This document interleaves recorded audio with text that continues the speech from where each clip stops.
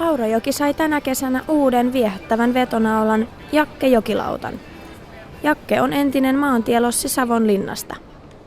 Millaisia muutoksia Jakkeen piti tehdä, että se soveltui tämmöisen lossikäytön jälkeen niin jokilautaksi? No lähinnä siitä normaalista maantielossitoiminnasta niin poistettiin ylimääräiset kansirakennelmat, nämä vaijeri lossiin normaalisti kuuluvat systeemit ja se nyt oli ehkä suurin muutos, mutta kansihan on niin kuin tavallaan auki siinä lossissakin niin kuin se on tässäkin, ettei tarvitse tuoda kuin vaan pöydät ja tuolit paikalla, niin pystytään tämmöisiä jokiristeilyjä tekemään. Mitä siihen tekniikkaan tulee, niin koneet on periaatteessa alkuperäiset kokoiset, mutta täys remontoidut tietysti.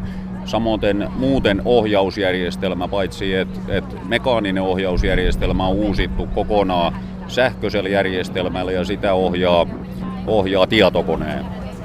Eli tämmöinen joystick-tyyppinen ohjausjärjestelmä, jossa on kaasut ja ohjaus on samassa palikassa, jolla ohjataan niitä potkurilaitteita, niin siinä on tämä tietokoneen välissä, joka näyttää sitten tietokoneessa, että mihin suuntaan potkurit osoittaa, niin tämä on niinku täysin uutta ja sähköistä, että muuten se on aikaisemmin toiminut manuaalisesti erikseen kaasuilla ja kahdella ruorilla, mutta nyt ne on tosiaan, niin kuin aikaisemmin sanoin, niin tämmöiset joystick-tyyppiset.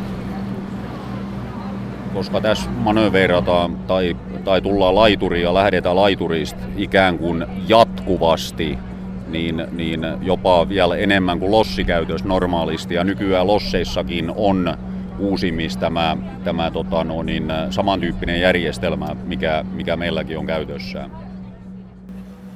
Miten Jakke on otettu sitten vastaan täällä Turussa?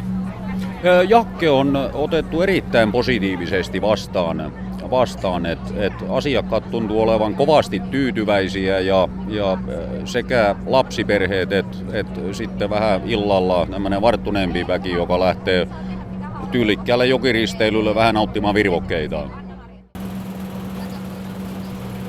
Jakke ilahduttaa jokirannassa säiden salliessa ainakin syyskuuhun asti.